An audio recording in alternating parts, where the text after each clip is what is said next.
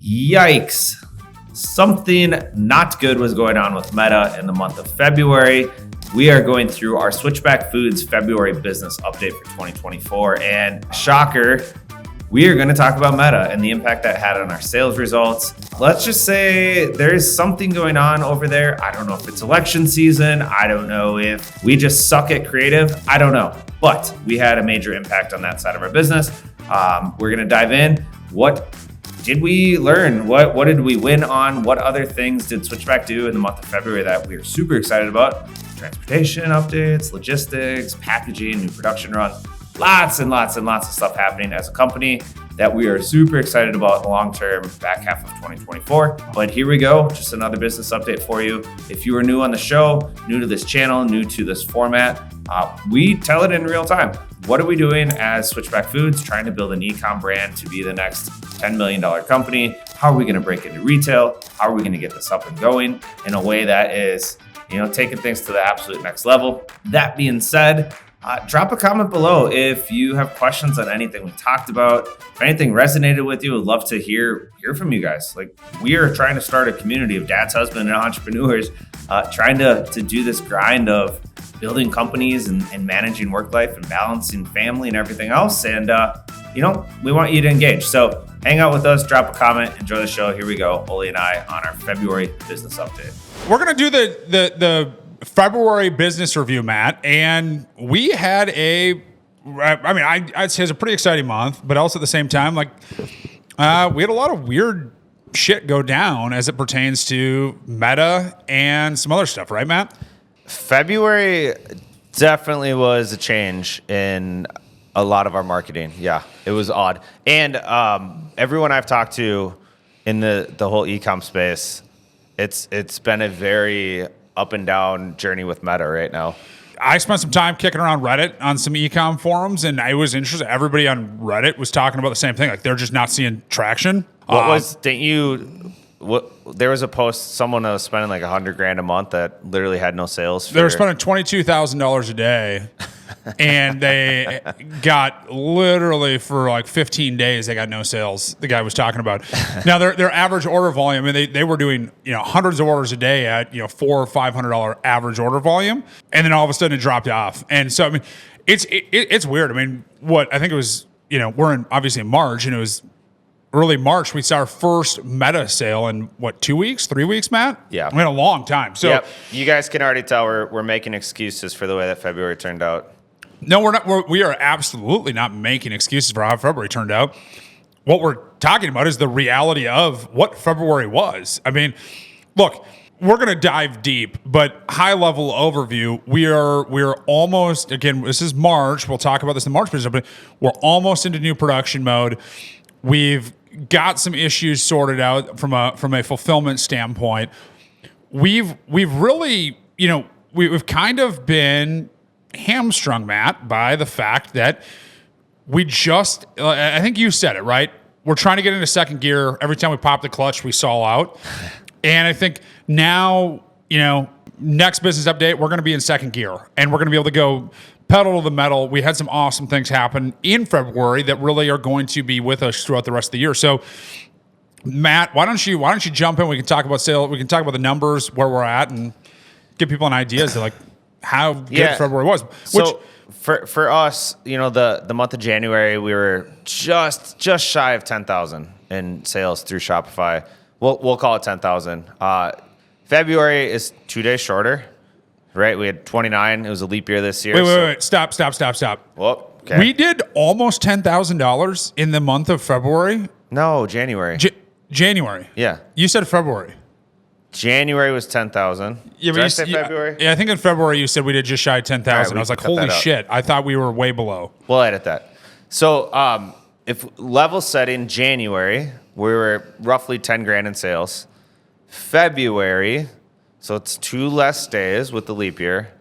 We did 6,300 in sales. We're down 34% versus January. Now we're still way up compared to where we were a couple of months ago, but we took a big step back in February sales through Shopify. All of that was attributed to the fact that we had almost nothing coming in through Meta. That was the big thing. Our direct traffic was still good. Our subscriptions were still good. Everything else was fine with reorders and all of that channel, but we just had no traffic from Meta, from Facebook.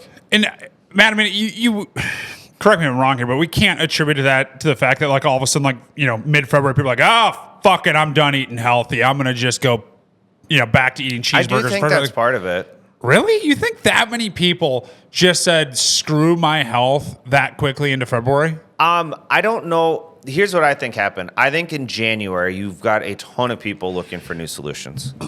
And so the algorithm can just throw it out in front of people, like just random people who are absolutely in the buy mode. You could throw it into those same people when they're not in New Year's resolution mode and they don't really care about this stuff all that much, and there's no traction. So I think we're so new still, and I think the algorithm still doesn't understand who our customers are, that it got a little tripped up in January because it was having success with people that it wouldn't have success with throughout the rest of the year. Does that make sense? Yeah, but break down something for me here, because I think it's an interesting piece, right? The algorithm allegedly worked in January. It got confused in February. How does one account for that? Like, how do you, if we're down 34% in sales, like, is that our fault or is that the algorithm's fault? Like, help me understand that, because I think that's a valid and very interesting piece to this puzzle for the February update. I think it's more a function, if you look at total store sessions, so how many people come to our store? We were down significantly. We're down 30%. Yeah, I mean, massive. Now, but I already told you that direct traffic, so people that already sort of knew us and were already in the funnels, that traffic was fine. The 30% that was down was new eyeballs from Meta. Interesting. So Meta's, and we spent the same. We're still serving up ads that were working. What I'm saying, where I think the algorithm was confused, is that it was serving up our stuff to people who were just ready to buy. And when they found more people that looked like that group, but they're no longer in health and wellness resolution mode, they don't react to the creative. They don't engage with what we were doing because it's not relevant to them anymore. And the algorithm has never been through a cycle like this with us where there's seasonal peaks and valleys of interest. So I think it's resetting itself now. Like, we've had 3-4 Meta orders in the last week. Yeah, I mean, in the last few, I mean, not even the last week, the last like 3 or 4 days, we've seen more of those come in. The other interesting piece, Matt, how was the Google traffic? Was that down as well? Google was down too. I think it's the same thing, is that, again, people in January are ready for this category. They want it. They're excited to I'm going to drop weight. I'm going to reset. I'm going to do my goals. I'm going to do all my things.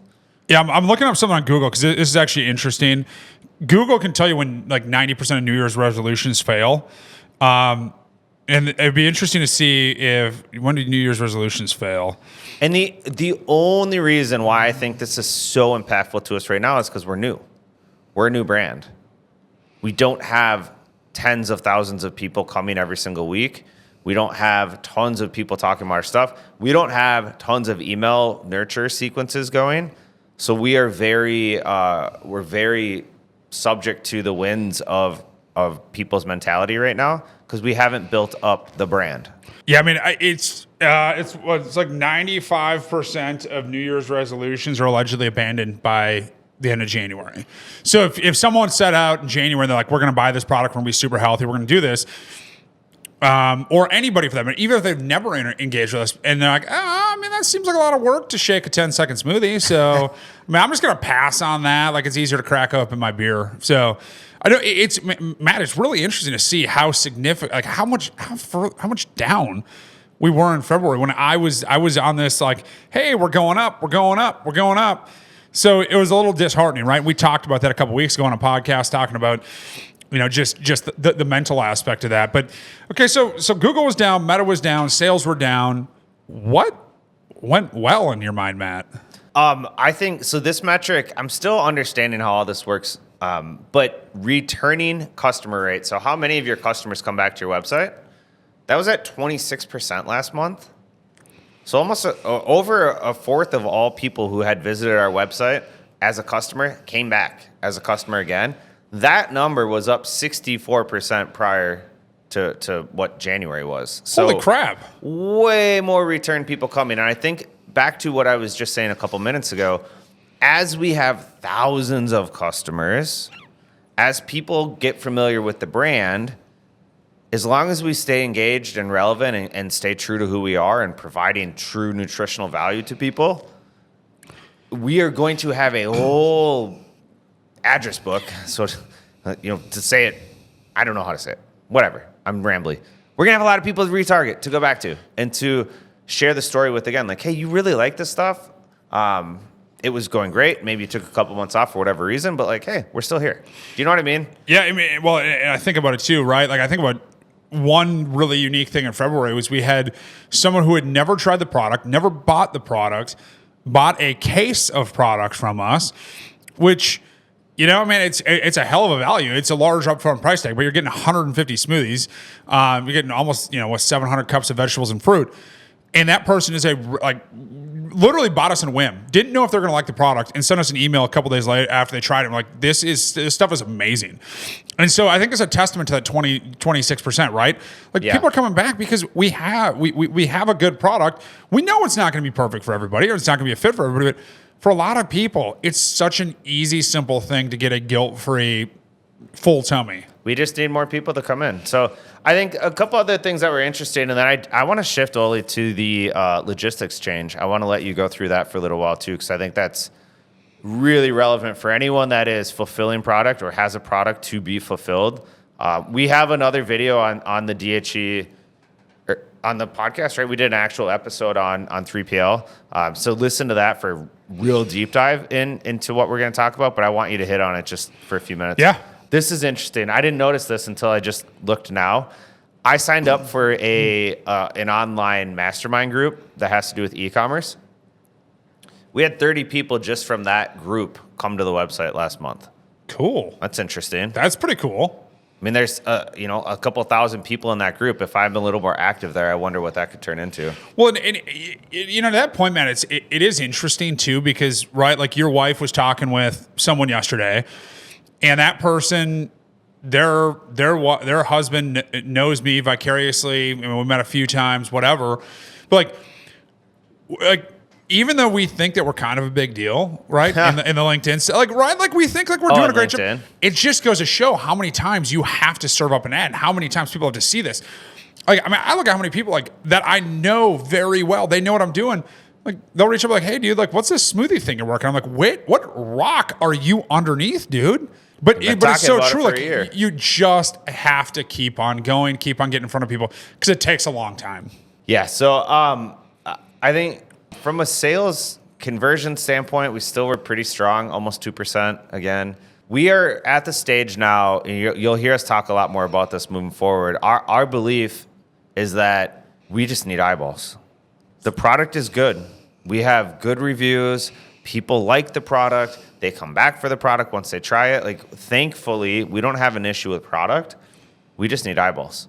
And so we're going to try a few things here in March and onwards. We just hired our first employee. She is looking at me behind the camera. She is going to run all social media for us. And I think just having another brain that understands this better than Ole and I to run it, just have fun and go make magic happen.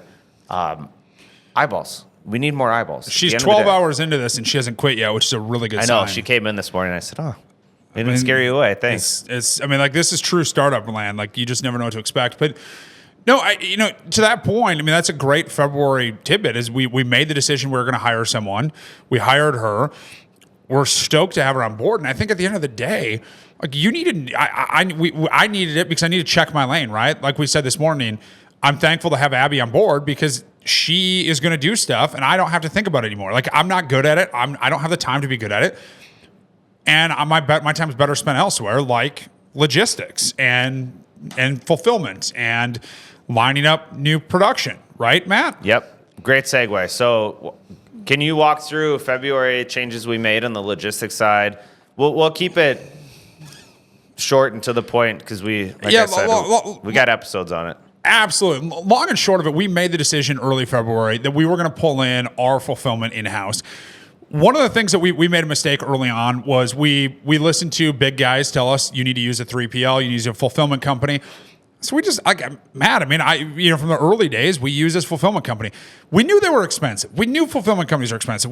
But the shame on me, and this is a big lesson for me, was I didn't realize how easy and untime consuming it is to actually fulfill an order. Which, on a side note, a 3PL that reached out to me, sent me a note, and like, hey, we're going to fulfill ourselves.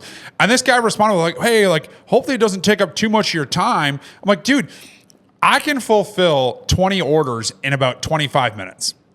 If I don't write a handwritten note, like that's probably even less than that.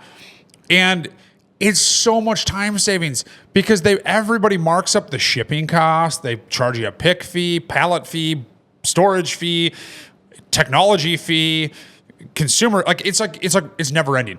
So we made this decision and it was a massive savings. I mean, just in the month of February alone, we probably saved somewhere in the neighborhood of about $800 in shipping cost, just in shipping cost. That doesn't include the amount of savings in the pick cost and all that stuff. So we brought that in-house. We've been doing it ourselves. It has been going incredibly well. It's simple. It's very easy. It's very fast. And it's adding margin to our bottom line, allowing us to really continue to reinvest in marketing. So that's my big tip. And I've talked with Matt a lot about this. It sounds like a broken record. Like if you are listening to this and you're an e-com company, fulfill yourself or find a friend that has warehouse space that can fulfill for you for cheap using your Shopify discounted rates. Otherwise, you are going to be giving up an absurd amount of margin to people that do not give a flying F about you and your company. And we experienced it. I mean, just when we told the 3PL we were leaving, I mean, it really wasn't a pleasant experience. We got whacked with charges. I mean, charge after charge after charge. It's like, dude, this is extortion. But anyway, we pulled it all in-house. We're in good shape. My February also, Matt, like I spent a good chunk of it just lining up the new production, which starts next week. And then the other cool piece was, which I'd be remiss, like I was out doing demos. I mean, Matt and I've had this discussion.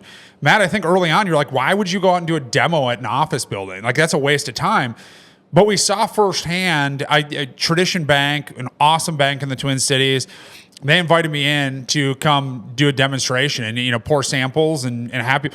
I think we got 7 orders out of it. Now, if they're recurring, who knows? But it took an hour and a half of my time. I got to be passionate and talk with people. I got to tell my brand story, talk about the product. And it was really beneficial at the end of the day. It was just, I don't know. I get chills thinking about it because like the genuine goodness of Tradition to let me come in and do that and the people there to engage. And so I'm going to spend a lot more time once we get the new production run, new packaging, spend a lot of time going out and doing, demos like that with organizations and just, having a conversation. One pro tip though, on that note, which is if you're going to go out and do demos, have product to sell. Do not do a demo. And this is why demos always sucked in the past for me. I never had product there to sell because we used a fulfillment center. Now I will always go out with an entire case of product and have something to sell because I've learned, Matt, like you got to get them. If they like the product, we can sell it right then and there. Yeah. And we'll walk away with probably 10 times the amount of sales. That's going to be a big part of. So Abby's here to do all social for us. Thank God. And she's going to crush it and it's going to be great. And we're going to get tons of eyeballs from that channel. That frees up time for Ole and I. I'm going to go after retail in the next 3 weeks. And Ole has time now to go after all the rest of the demos and the mom and pop fitness stores and bike shops and all of that sort of stuff in the Twin Cities where we can make a really big push to try to own this market. That is going to be a big, big, big part of hopefully our success here in the next 3 months. Yeah, I mean, I call it hand-to-hand combat, ground warfare, or whatever. Like, I think early on, Matt, I took for granted, like, hey, we're an e-commerce company. People are going to find us. We're just going to sell them. And I just forgot that, like, you got to go through and hustle. Like, I listened to how I built this, and I remember Angie's Popcorn. They were talking about how they built it. I mean, it was ground warfare for the first 5. I mean, even when they were successful, they were doing ground warfare, right? They were doing hand-to-hand combat with stores, getting out there demoing. Don't overlook the power of that. Like for us, I mean, Matt, we see it time and time again. The number one hindrance is people want to try the product before they buy it. So how do we get samples in your hand for you to try it before you buy it? Well, and think of it like this too. The Twin Cities population-wise is what? 3.6 million. So how many, like what percentage of the population would we need to get to become customers to make this a successful business? Not that many. Very, very, very small percentage. However, like I will say that is one of my least favorite things. Like I'm just going to give one piece of advice. Do not follow. My buddy of mine calls this the entrepreneur's curse. When you hear entrepreneurs go like, if we only get 1% of the market, he's like, do you know how much 1% of any market is? Like 1% of any market, you're got a mega company. He's like, maybe you should start like 0.00001%. I'm like, smart choice. So like we're trying to get like 0.0000001% of the U.S. market share, and I think we'll be okay. No. We're trying to get at least 10% of the U.S. market share. We'll get there. Yeah, but I understand what you're saying. That is a definitely a trap you can fall into. But it's also encouraging to think about. People get so bogged down in trying to relate to everyone and have product that fits everywhere and a message that everybody relates to. No, you need 1% of the market to actually give a shit about what you're talking about, what you're selling, and you will have an incredibly successful company. You need 1% of your community to care about what you're doing. If you're a business, my dad had a dental office. He didn't need very many patients to be a successful dentist. And when you think of it through that lens, serve the people that you want to serve with and the customers that you want to have, and then just go above and beyond for them as much as possible. That's business right there. So, Ole, anything else in February that really stood out? You talked about logistics. We have our new production run coming in the middle of March. Abby's here. No, like my big highlight was we had a very warm February. So I'm a big advocate of get outside and have phone calls while you're walking. And I know Matt kind of laughs at me, but like I think in the month of February, I walked almost 90 miles while on phone calls during the day at work, which is a great way to do it. So like, that's like a business update to me is I should start keeping tallies, like how many bike rides I go on while I'm on a conversation or how many miles. Cause we're trying to be healthy. We're trying to sell health and we need to be healthy. So to be healthy, you got to just get active. So I'm stoked about that. Other than that, no, I mean, I'm excited about where March is going. And honestly, Matt, you've heard me say this before, like a lot of this stuff, it's not front of brain. It's kind of mid to back of brain because we're in this for the long haul. We're not a flash in the pan. We're not trying to get to 5 million and sell. We are trying to build a sustainable company that is awesome, that is delivering value and delivering opportunity to people. Yeah. And so we're getting there. We'll probably wrap this up shortly, but I thought it might be sort of interesting on these business updates. Let's talk about maybe one or two things that we didn't follow through on that we said we were going to, or that didn't go to plan. So one of the things that, like, I think it was a couple episodes ago, we called each other out and said, we're going to commit to doing this. And the one for me where I was like, crap, I'm looking at it on the whiteboard. I want to get a weekly business agenda update tracker going, which is so simple, but like, why didn't I do it? Because I got bogged down in all the other crap. You can't measure, like we talk about in the business show, we're talking about numbers.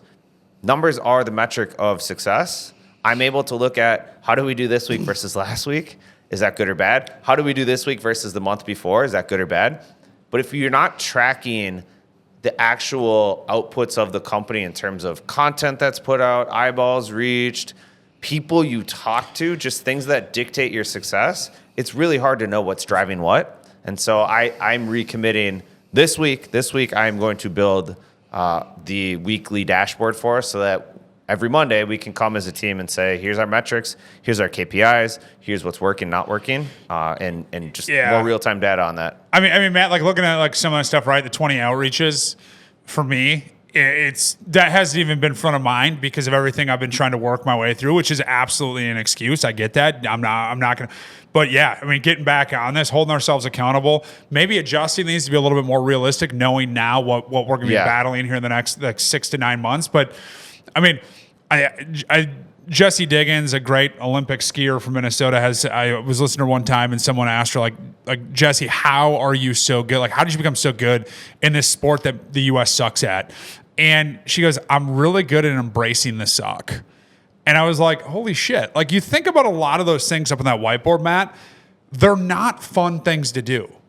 They're not enjoyable for us to do, but we have to do them. And so, like, we just need to write up on the whiteboard, like, embrace the suck. And those things, like 20 outreaches, that's not a lot of fun. It's not enjoyable. But we need to do it, because if we embrace the suck, we're going to be able to tell a fun story someday. And if we don't embrace the suck, we're going to be sitting here going, well, why didn't anybody buy our product? It's the good and the bad, the curse of being an entrepreneur or being successful at really anything is that you get really good at doing a thing, and then you do that thing over and over and over and over and over, which gets boring. And people always want to chase fancy, shiny objects, but like 20 outreaches a day, if you literally just called 20 people every single day and talked about Switchback, you would have a very successful business. It's just really hard and boring to do that. Yeah, and here's one more. You said it, Matt, there. You said something about the shiny object. If you got the shiny object syndrome, find yourself a business partner, find yourself an accountability partner. It sounds dumb as fuck, and I know that, but I'm a shiny object guy. Matt can attest to that. And Matt's like, dude, focus on this, focus on this. And that's okay. Like, you need to first, it's like an addiction. You need to admit it, that you have a problem, and then you need someone to hold you accountable. That's why we got to get that tracker. Yeah, exactly. I mean, and to Matt's perspective, like, Matt always tells me, like, dude, that's not your lane. Stop focusing on that. Do this.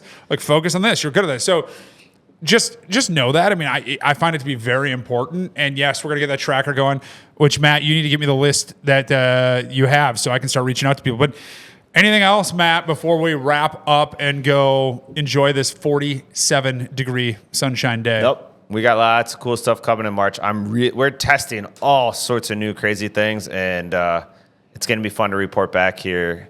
It may take a couple of months to get traction, so we have to be committed to it. But if any of these things take off how I think they're going to, we are setting ourselves up for a very, very, very, very good back half of the year.